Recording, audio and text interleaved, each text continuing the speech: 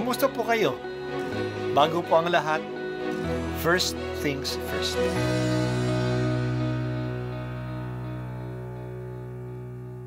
Good morning po.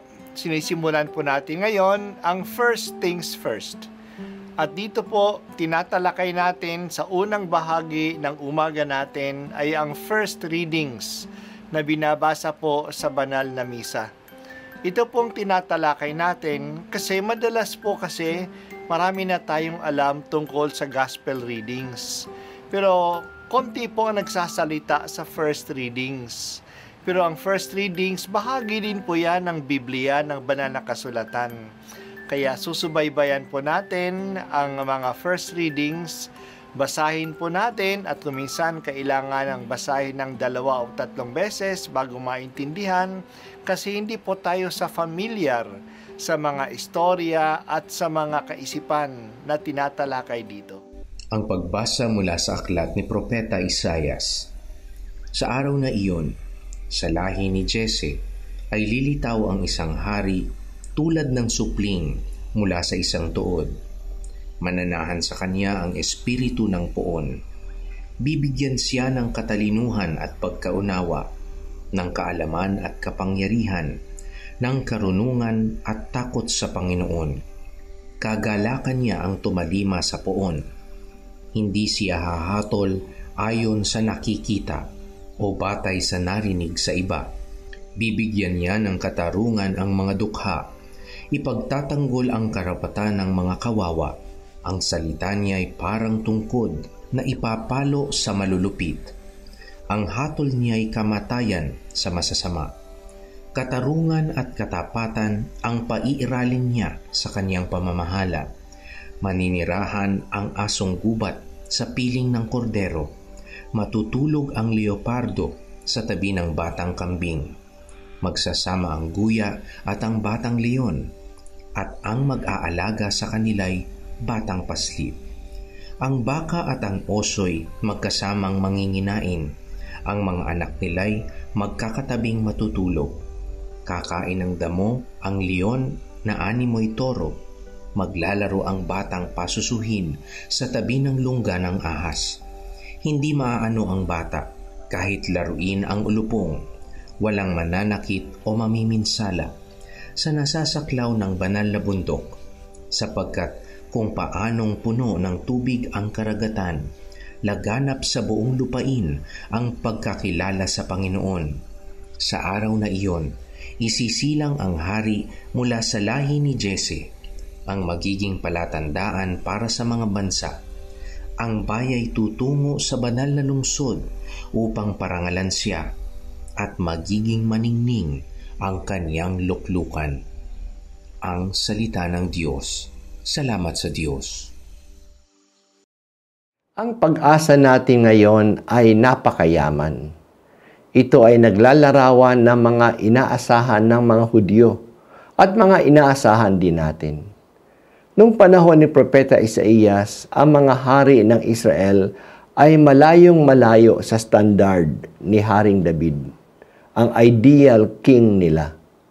Sa totoo lang, nabubulok na ang kaharian. Nawawala na ng ang katarungan. Madalas ang conflict at mga away. Pinagsasamantalahan ang mga mahihirap at ang mga walang kalaban-laban. Binabantaan ang kaharian nila ng pagsalakay ng ibang mga bansa at ibang mga lahi. Sa ganitong kalagayan, nanawagan si Propeta Isaias na huwag mawalan ng pag-asa. Darating ang pagbabago. May bagong supling na lilitaw sa tuod na halos patay na ang lahi ni Jesse. Si Jesse ay ang tatay ni David. May bagong buhay pa na manggagaling sa pamilya ni David. May bagong supling at ang bagong supling na ito ay ang hari na pananahanan ng Espiritu ng Diyos. Ibibigay sa kanya ang mga regalo ng Espiritu tulad ng karunungan, kaalaman, takot sa Diyos, kagalakan at pagtalima sa Diyos. Sa paghahari niya, mabibigyan ng katarungan ang mga dukha at ang mga inaapi. Ipagtatanggol niya ang mga karapatan ng mga kawawa. Katarungan at katapatan ang paiiralin niya sa kanyang pamamahala. Dahil dito magkakaroon ng kapayapaan. Ang tradisyonal na magkaaway-away tulad ng asong gubat at ng kordero, ng leopardo at ng kambing, ng tao at ng ahas ay sasamang maglalaro. Wala nang mananakit at mamiminsala sa bundok ng Panginoon. Mangyayari ang mga ito kasi kikilalanin na ng lahat ng tao ang Panginoon at susunod sila sa kalooban ng Diyos. Kung paanong puno ng tubig ang karagatan, magiging laganap sa buong lupain ang pagkilala sa Panginoon. Hindi ba napakaganda ng pangarap na ito? Ito ay hindi lang pangarap ng bayan ng Israel. Ito'y pangarap din natin na wala ng pag-away-away, na wala ng pansasamantala, na mayroong kapayapaan at katarungan. Paano ito mangyayari? Kapag kilalanin ng mga tao ang Panginoon at sundin ang kanyang kalooban. Kaya ang pagpapahayag ng simbahan ng kalooban ng Diyos ay nagdadala ng kapayapaan at kaayusan sa mundo natin. We further world peace and righteousness by proclaiming and educating the people in the knowledge of God. Talagang relevant ang mensahe natin sa ating mundo ngayon.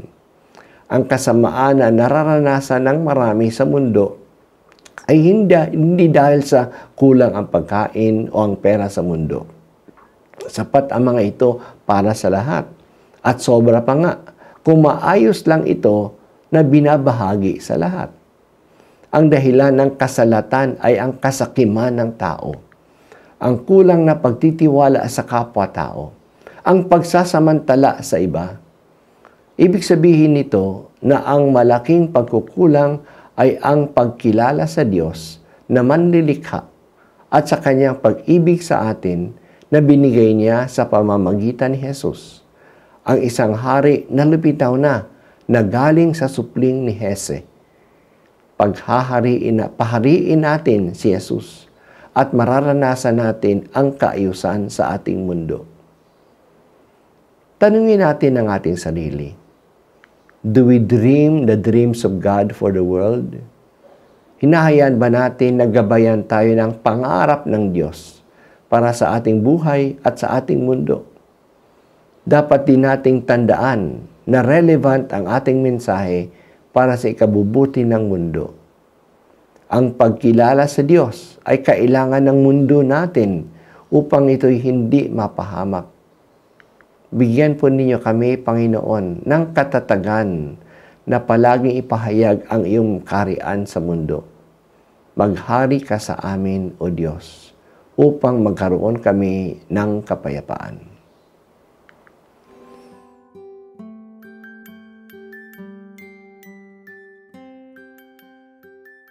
At ako po ay si Bishop Broderick Pabilio dito sa First Things First.